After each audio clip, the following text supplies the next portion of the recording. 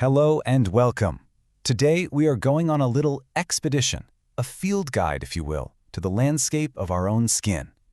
We're going to crack the code and learn the basic language dermatologists use so you can get a better sense of the clues your body might be giving you. I mean, we've all been there, right? You see a new spot or a weird patch of redness, and you just think, what is that? It can feel like your skin is speaking a language you just don't understand. Well, our goal today is to give you a basic phrase book. Let's start with the very first word you need to know. Just like any language, you have to start with the building blocks, the ABCs. And in dermatology, one of the most fundamental words is lesion. Now I know, it sounds a little clinical, maybe even scary, but trust me, it's not what you think. That's really it. A lesion is just the catch-all umbrella term for any change on your skin. It's the starting point, the basic noun in our skin story sentence. It just means a thing. But from this one simple word, we can get way more specific. Okay, so here's the first big rule. Every single lesion falls into one of two categories. Just think of it like a story. Primary lesions, that's chapter 1. It's the original event, how things first appeared. Secondary lesions are what happens later in the book, the result of that first event getting scratched or infected or just changing over time. So it only makes sense to start where every skin story begins, with those primary lesions. These are the absolute first clues the skin gives us, and learning to spot them is the first real step to understanding what might be going on. And here is a fantastic little trick that's going to make all of this so much easier to remember. For a whole bunch of these clues, the main difference, the thing that separates one from another, simply comes down to size. And that magic number is 1 centimeter. That's roughly the width of a pen. Keep that number in your head.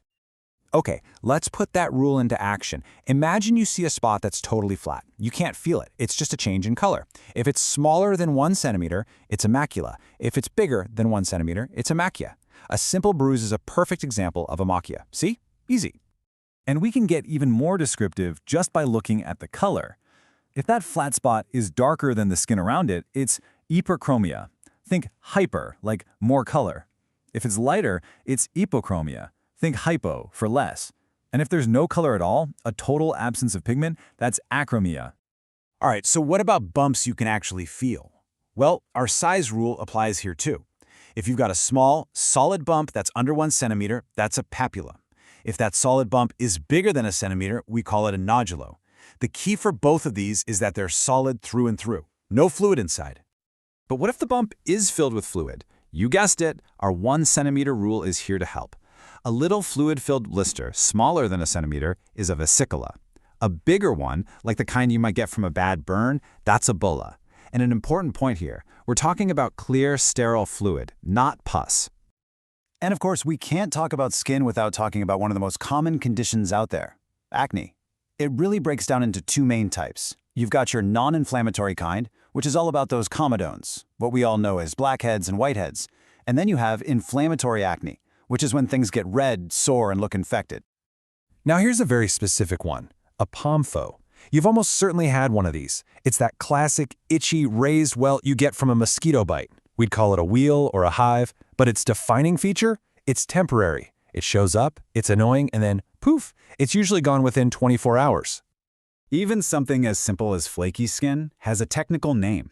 It's called squam, which is just a fancy word for scales, or visible flakes of skin. And this is something we see all the time, right? We're talking about things as common as dandruff, or conditions like psoriasis and seborrheic dermatitis. Okay, deep breath. We've made it through chapter 1, the primary lesions. Now it's time to move on to the next part of the story, the secondary lesions. This is all about what happens after that first clue appears. This is about evolution.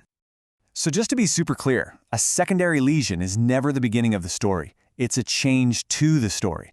It's what happens when a primary lesion gets messed with, from scratching it, or just as part of the natural way a skin condition progresses. Here's a perfect step-by-step example of how this works. Step 1. A primary lesion appears. Let's say it's a small, solid bump, a papule. Step 2. An outside force gets involved. Maybe you just can't stop scratching it. Step 3. Over time, that constant rubbing makes the skin thicken up and get leathery, creating a whole new secondary lesion called a lichenification. And our 1 centimeter rule even helps us describe breaks in the skin. A little shallow scrape that only affects the top layer of skin is an erosion or an erosion. But if that break in the skin is deeper and it's bigger than 1 centimeter, it's classified as an ulcera or an ulcer. Think of an ulcer as a bigger, deeper erosion that can be much more serious. And let's take a closer look at that word we just used, lichenification. It's that very specific thickening of the skin that can make it look and feel leathery, almost like tree bark. It's the skin's defense mechanism, really, a direct response to being constantly irritated. And this thickened area is often just called a plaque. Phew! We have covered a ton of ground, from flat little spots to thickened, leathery patches. So, before we wrap up, let's just quickly go over the biggest takeaways from our little field guide. All right, here's what you really need to remember. First, it's all about primary versus secondary. Is this chapter 1, or is it a later development? Second, your best friend in all of this is that 1 centimeter rule. Third, always think about the form. Is it flat? Is it a solid bump? Or is it filled with fluid? And finally, remember that secondary lesions tell the story of what happens over time. Okay, and this is the most important part of all. This was all for your information, to help you understand the language. It is absolutely not a substitute for professional medical advice. This is not a tool for self-diagnosis. If you have any concerns about your skin, please see a doctor. So, while you're not a dermatologist, you now have a vocabulary. You have the basic grammar to better observe and describe what's going on with your body's largest organ. The next time you look at your skin, maybe you won't just see spots and bumps. Maybe you'll see the beginning of a story that you can now start to read. Thanks for watching.